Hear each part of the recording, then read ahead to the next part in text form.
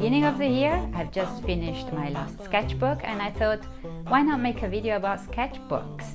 So I can show you some of the pages and discuss what I put in a sketchbook and you know how do I go about keeping a sketchbook. Why do I want to do this?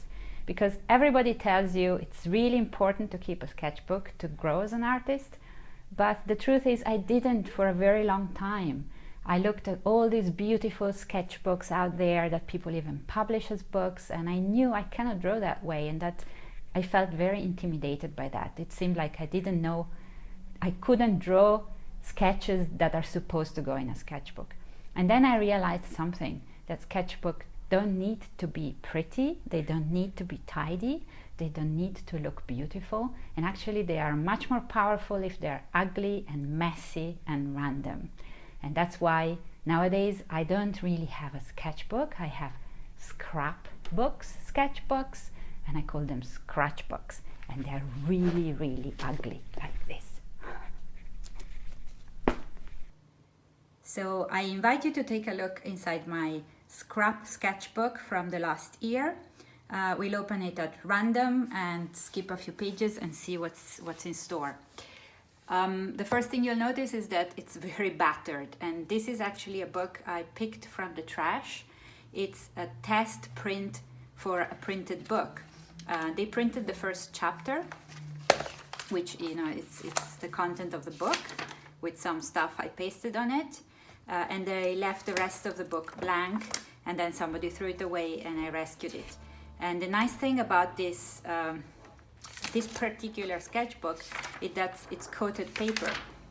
So it's the first time I actually use a sketchbook that is made with coated paper, like the one you would print books on. And the great thing is it works with all media. It's wonderfully smooth. I like drawing on smooth surfaces. The markers don't seep through, so you don't see them on the following page, which is great. You can even use watercolor. You can use pencils, of course, ink. These were just some random tests I did. So it's beautiful paper. I have one that I picked from the same trash, and I'm keeping it as a treasure for one of my next sketchbooks. This also illustrates what I first do with a sketchbook is I misuse the first page. Many people want the first page in their sketchbook to look particularly nice. I want it to look particularly random and particularly ugly, because it sort of creates the tone for how to run the whole book. So I just open a random page and let's see where we land on. You see how I use a sketch scrapbook.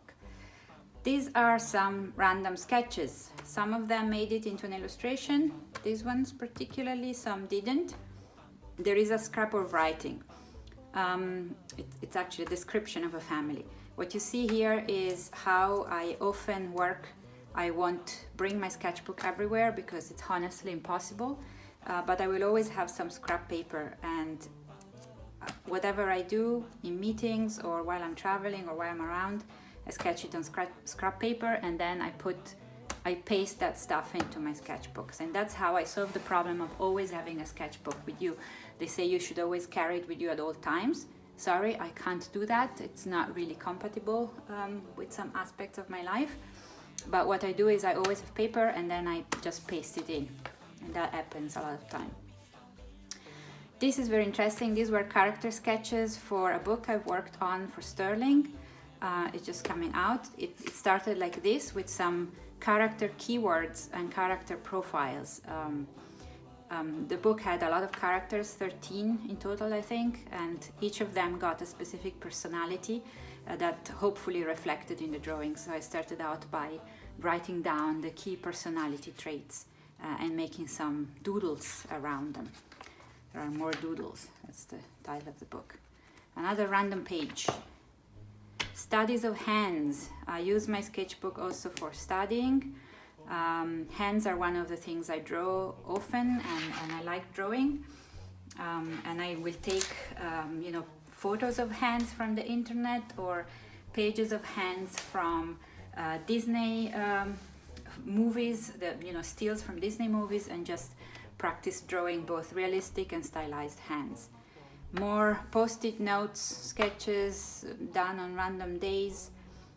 Ideas for sticker sets. At some point during that year I was discussing sticker sets with somebody and just jotted down a few ideas that could work for that particular type of product, and some inspirations for an Ansel and Gretel piece that actually never came into being. Sketches done digitally and printed out and pasted in. I work digitally part of the time, and that created an issue with sketching because I also sketch digitally. Many of my digital sketches remain in the computer, but sometimes I will print them out and paste them in my sketchbook as a reference or as a record of that particular development. This was for a series of illustration on trash pollution that I did for participating in the Bologna book fair showcase. I didn't get in, but it was a really interesting project to work on, and these are some of the preliminary thumbnails and preliminary sketches of this Bernard crab.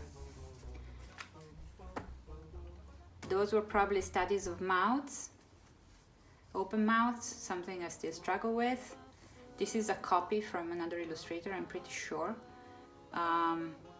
In business, perception is everything. I will write some random sentences that come to my mind, or here, never do random light, always think about light source rationally. Random thoughts pop into my head, land into my sketchbook. Sketch of my son, very ugly sketch of my son. Studies of anatomy, of arms and legs. Sorry, the light changed. The sun came out and messed my recording. This is what happens when you don't have a studio. Anyways, moving on. These are some anatomy sketches of arms and legs from an Aaron Blaze course. That's also something I will do randomly in sketchbooks when I feel like I need to freshen up some things or I just don't know what to draw. I will do some anatomy studies. Oh, marker sketches. These were more, graphical style, stylized illustration, and again I mentioned I really appreciate the fact that the markers don't seep through on the other side, so I can use them if I want to see some color. Now the sketchbook I'm on now has normal paper, so I set aside the marker and I'm using some Ecoline watercolor markers and some pastel pencils to put in color. Another random page. Oh, sketches from my kids. I will let my kids draw in my sketchbook freely and wherever they want, and honestly their ideas are often better than mine, and I love to have a record of them, and they may even they actually do find their way into some illustration projects now and then. These are sketches of cats from my daughter, and this is a live sketch done on the beach in Sardinia. There was some very nice rock formation, and I sketched some of the people that were walking about. It was a very windy and cold day, so not many people in swimming costumes. But from that same holiday, just to stay in this area of the sketchbook, there are other sketches done on the beach. So that was, on holidays, one of the rare occasions where I can really have my sketchbook with me, and then I really like to sketch live.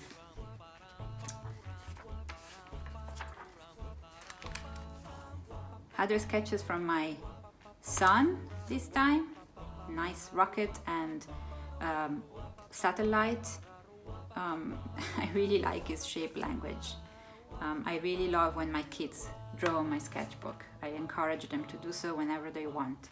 That's again part of the fact that sketchbooks are not precious for me. They have to be like a real life kind of recording journal of anything that pops up, and without any filtering or classification. Whenever I tried in the past to classify things, and I have like a sketchbook for anatomy studies, a sketchbook for character studies, and one for writing and ideas. It's just a mess. My brain doesn't work that way. It jumps from one thing to the other, and I need to have that feeling of free flow of ideas in my sketchbooks as well. These are some notes on social media. More drawings on random piece of paper. This was during a meeting, so I was drawing the people in the meeting, and then I got deviated on a tangent doing funny character, and some journal. At some point I was starting to have a journal, so I don't know what's written in there. I hope it's nothing private that you can freeze frame and read. But yeah, for some weeks I had a journal in my sketchbook as well. I then dropped it again because ideas come and go that way. These are other people's during a seminar, I think. That's why it's mostly back of heads and the occasional speaker. More ugly, messy ideas jotted down for some editorial illustration work. This is something that I'll also do quite often. I'll take an illustrator I want to really deep dive into and see how he or she works, and I will print out a selection of his or her images and paste them here and make notes. Their use of colors, their use of shapes, the way they use shadows. This is Malika Favre, this is Charlie Harper, one of my all-time favorites, and I will spend some time studying their design, and that also gets recorded in my sketch scrapbooks. More idea from my son that then deviated into some kind of stylized tortoise sketches. This was a photo reference that just caught my attention, and sketches from my son. These were also done live. I was at a photo exhibition from Sebastiano Delgado was a fabulous landscape photographer, and I wanted to capture some of the shapes that he was capturing in these landscapes. And I happened to have my sketchbook with me, so I literally sat down no more than 15 seconds or 30 seconds to capture just the basic shapes of the images. It's enough for me to get the memory of that. One more random, some random ideation sketches for a series of paintings on dinosaurs dressed up as humans that I did a while ago. And now let's just take a look at the last page before we conclude this. The last page is the last page I reserved for my son. It's a hot air balloon, and the page before, again my son, character sketches, and this is a digital sketch that I printed and pasted, and some sketches for a bear I did for Instagram. So that's basically how I run a sketch scrapbook or scrap sketchbook or scratchbook. It's untidy, it's ugly, it's life, it's how my brain works, and I absolutely love it this way. And I really encourage maybe people who struggle with keeping a sketchbook to try out to be a little more relaxed about it. It's not about beautiful drawings, it's about capturing the ideas, the visual ideas, or if ideas are in Word, it's also fine, just capturing the flow of your brain. And I think that then they become really, really valuable, and it becomes really easy to keep with them.